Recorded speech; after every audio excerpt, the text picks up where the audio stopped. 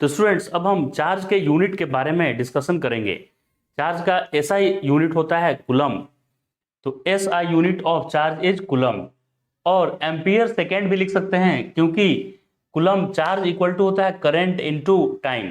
Current into time होता है, इसलिए हम कूलम को एम्पियर सेकेंड भी लिख सकते हैं।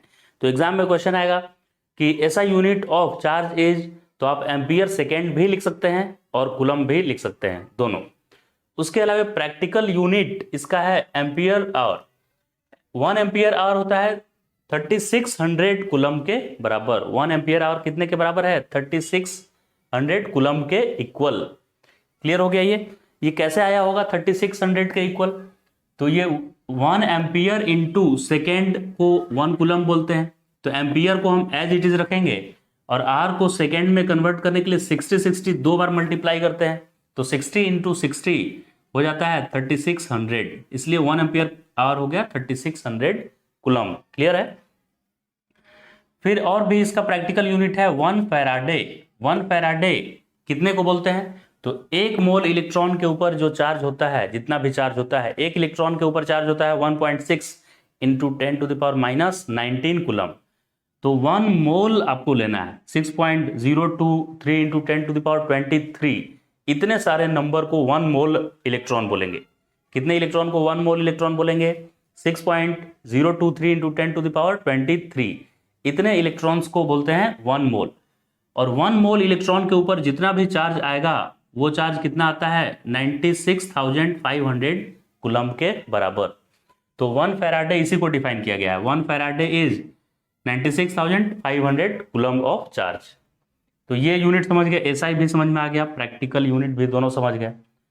फिर इसके अलावा 2 और यूनिट है, एक है इलेक्ट्रोस्टैटिक यूनिट और एक है इलेक्ट्रोमैग्नेटिक यूनिट। इलेक्ट्रोस्टैटिक यूनिट को ESU भी बोलते हैं, इलेक्ट्रोस्टैटिक यूनिट, और इलेक्ट्रोमैग्नेटिक यूनिट को EMU बोलते हैं। इलेक्ट्रोस्टैटिक यूनिट का 3 नाम है, या तो ESU ऑफ चार्ज, या फ्रैंकलिन नाम है, या स्टैट कूलम भी उसी का नाम है। तो 1 स्टैट कूलम में 1/3 इंटू 10⁹ कूलम होता है। ये कैसे आता है इसका प्रूफ करने वाले हैं अभी, तो इधर ध्यान से देखिए कैसे प्रूव होगा ये। तो 1 स्टैट कूलम में मुझे पता नहीं है कि कितना कूलम है, तो मैं इसको मान लेता हूं कि x कूलम होता होगा। ये स्टैट कूलम, ये CGS है, ये भी CGS है और ये भी CGS है, ये SI सिस्टम में है। और CGS सिस्टम में ये दोनों ही चार्ज का यूनिट है, लेकिन CGS में 2 तरह से यूनिट डिफाइन किया गया है, एक इलेक्ट्रोस्टैटिक पे बेसिस पे और एक इलेक्ट्रोमैग्नेटिक के बेसिस पे। क्योंकि चार्ज मैग्नेटिक फील्ड भी प्रोड्यूस कर देता है और इलेक्ट्रिक फील्ड भी प्रोड्यूस करता है, मतलब इलेक्ट्रिकल फोर्स भी लगाता है और मैग्नेटिक फोर्स भी एक्सर्ट कर सकता है, इसीलिए उसको 2 तरह से डिफाइन किया गया। तो पहले स्टैट कूलम को मैंने माना कि x कूलम है, 1 स्टैट कूलम को x कूलम, यही x फाइंड आउट करना है मुझे।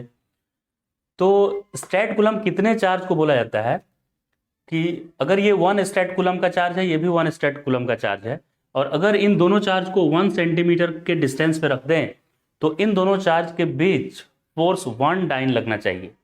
तो 1 स्टैट कूलम को कैसे डिफाइन किया गया? 1 स्टैट कूलम उतने सारे चार्ज को बोलते हैं, जो 2 चार्ज उतने चार्ज को बोलते हैं जिस चार्ज को 1 सेंटीमीटर के सेपरेशन पे रखा जाए तो उन दोनों के बीच 1 डाइन का फोर्स लगे। तो 1 स्टैट कूलम, और यहाँ भी 1 स्टैट कूलम रखा मैंने 1 सेंटीमीटर पे, तो इन दोनों के बीच फोर्स लग रहा था 1 डाइन। अब ये 1 डाइन SI में किसके इक्वल होता है? 10⁻⁻5 न्यूटन के इक्वल होता है। तो अगर इसी चार्ज को मैं SI यूनिट में x माना हूं, तो अगर यहाँ x लिखते और यहाँ x, और ये 1 सेंटीमीटर को मीटर में कितना लिखते? 1/100, यानी 10⁻⁻2 मीटर। तो इन दोनों के बीच लगने वाला फोर्स का अमाउंट तो उतना ही होता, अमाउंट यानी कि 1 डाइन ही होता या 10⁻5 ही होता, सिर्फ यूनिट कन्वर्ट किया हुआ है यहाँ पे। ये स्टैट कूलम है और इसका कूलम में वैल्यू, इक्विवेलेंट वैल्यू x होगा मान लीजिए। तो ये x कूलम और 1 स्टैट कूलम तो एक ही बात है। तो x और x कूलम में फोर्स के बीच जितना फोर्स होगा, कूलम में चार्ज का वैल्यू रखने पे जितना फोर्स आएगा, 1 स्टैट कूलम और 1 स्टैट कूलम के बीच भी उतना ही फोर्स आएगा, क्योंकि 1 स्टैट कूलम को ही तो मैंने x कूलम माना हुआ है। तो यहाँ पे अब x और x में रख दिया, तो इन दोनों के बीच फोर्स क्या लगेगा? अगर x और x को 1 सेंटीमीटर पे रखे तो फोर्स लगता है K Q1 Q2 by r square, K के जगह पर 9 इंटू 10⁻⁹ कूलम्स लॉ में Q1 x और Q2 भी x है, तो x इंटू x स्क्वायर और coulomb square, x coulomb into x coulomb क्या हो गया, x कूलम स्क्वायर। और सेपरेशन वही 1 सेंटीमीटर है, जिसको मीटर में मैंने लिख दिया है 10⁻²। तो डिस्टेंस का स्क्वायर होता है, इसलिए 10⁻² का स्क्वायर किया। तो इधर से जो फोर्स निकला वो उतना ही फोर्स आएगा, क्योंकि ये 1 स्टैट कूलम ही तो x कूलम है और हमने x कूलम पे लगने वाला फोर्स निकाला है यहाँ। तो ये वही फोर्स है 1 डाइन का, और 1 डाइन कितने के इक्वल है, 10⁻⁵ न्यूटन। तो इसको मैंने 10⁻⁵ न्यूटन से इक्वेट कर दिया। तो जैसे ही इसको इक्वेट किया, न्यूटन से न्यूटन कैंसिल, फिर मीटर स्क्वायर से metre square cancel, coulomb square से कूलम स्क्वायर भी कैंसिल, और ये जो x था यहाँ पे उसका वैल्यू निकल के देखिए आ जाएगा x स्क्वायर 9 इंटू 10⁹, और ये 10⁻⁻² का स्क्वायर हो गया -4, 9 इंटू 10⁻⁹ x स्क्वायर 10⁻⁻4, ये 10⁻⁻5।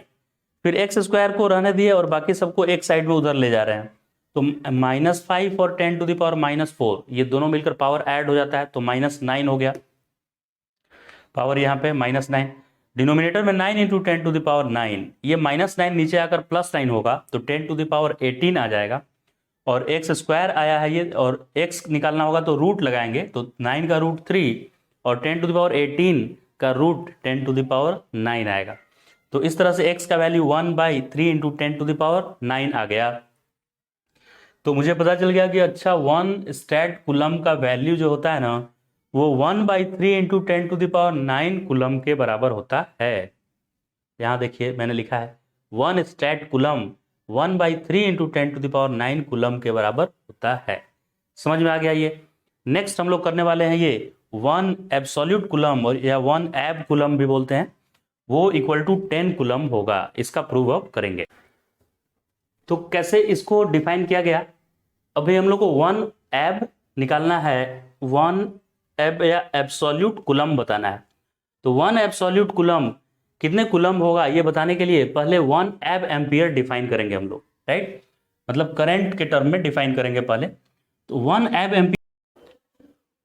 एब एम्पियर उतने करंट को बोला गया जितना करंट दो वायर में फ्लो कराने से और उन दोनों वायर के बीच सेपरेशन 1 सेंटीमीटर रखने से इस वायर के ऊपर फोर्स लगने लगे 2 डाइन पर सेंटीमीटर। कितना फोर्स लगने लगे, 2 डाइन पर सेंटीमीटर।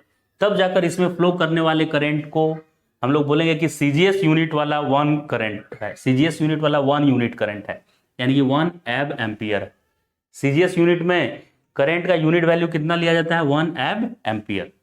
ठीक है, तो 2 डाइन पर सेंटीमीटर है। इसको ऐसा यूनिट में क्या लिखेंगे, तो 2 की जगह पर 2, डाइन मतलब 10⁻⁵ न्यूटन, और सेंटीमीटर को मैंने लिख दिया 10⁻² मीटर।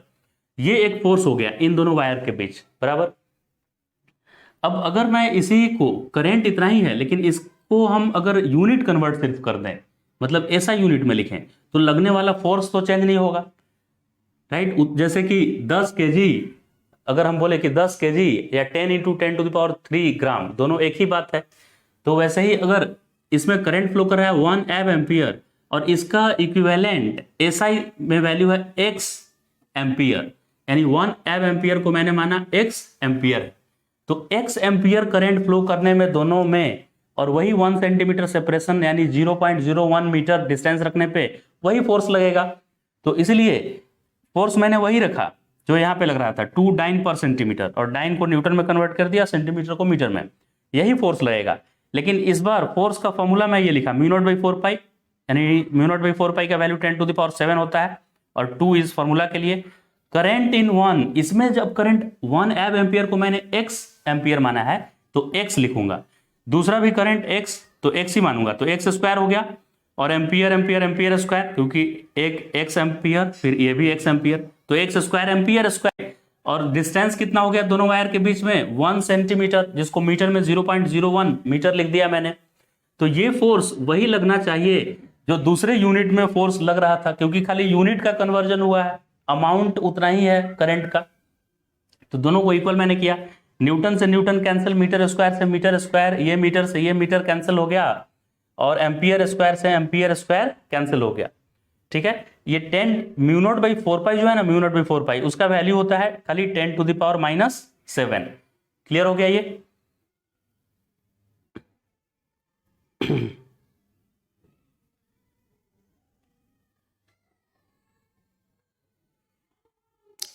राइट। और इसका यूनिट क्या होता है? 10⁻⁻7। और ये यूनिट कैसे होता है? तो दो मैग्नेटिक पोल के बीच लगने वाला फोर्स होता है mu naught by 4 pi m1 m2 by r square, where m is pole strength, mass नहीं है, ये क्या है? Pole strength, south pole north pole का स्ट्रेंथ। तो इससे m1 m2 by r square, इसको सिर्फ हम ले लें इसको और बाकी सबको एक साइड में, तो f इंटू आर स्क्वायर, ये आर इधर ले आया मैंने, तो न्यूटन मीटर स्क्वायर। और इसका यूनिट होता है एम्पियर मीटर। पोल स्ट्रेंथ का यूनिट क्या होगा? Ampere metre. तो एम्पियर स्क्वायर मीटर स्क्वायर, क्योंकि ये भी एम्पियर मीटर, ये भी एम्पियर मीटर, तो एम्पियर स्क्वायर मीटर स्क्वायर। इसलिए म्यू नॉट बाई 4 पाई का वैल्यू 10⁻⁻7 और उसका unit newton metre square upon ampere square metre square, newton metre square पर ampere square metre square. Metre square से metre, metre square से ये metre square गया, ampere square से एम्पियर स्क्वायर, इस मीटर से इस मीटर को कैंसिल, न्यूटन से न्यूटन को कैंसिल।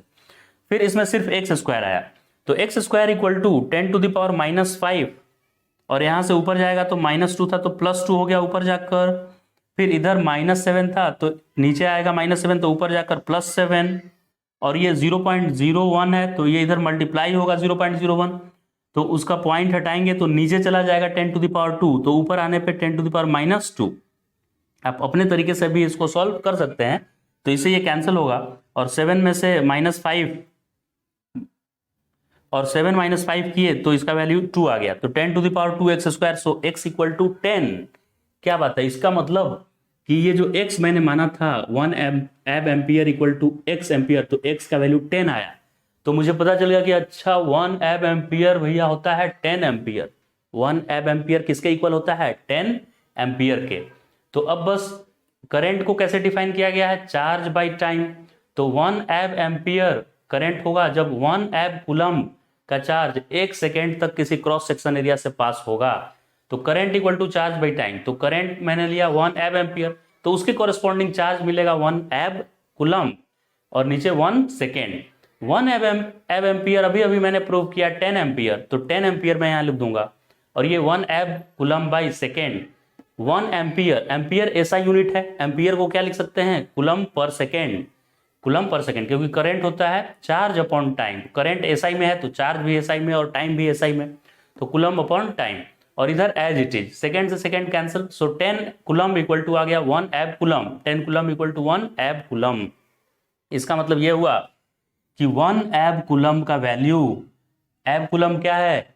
ये मैग्नेटोस्टैटिक, एब कूलम्ब क्या है? मैग्नेटिज्म में सीजीएस यूनिट है करंट का, सीजीएस यूनिट है करंट का।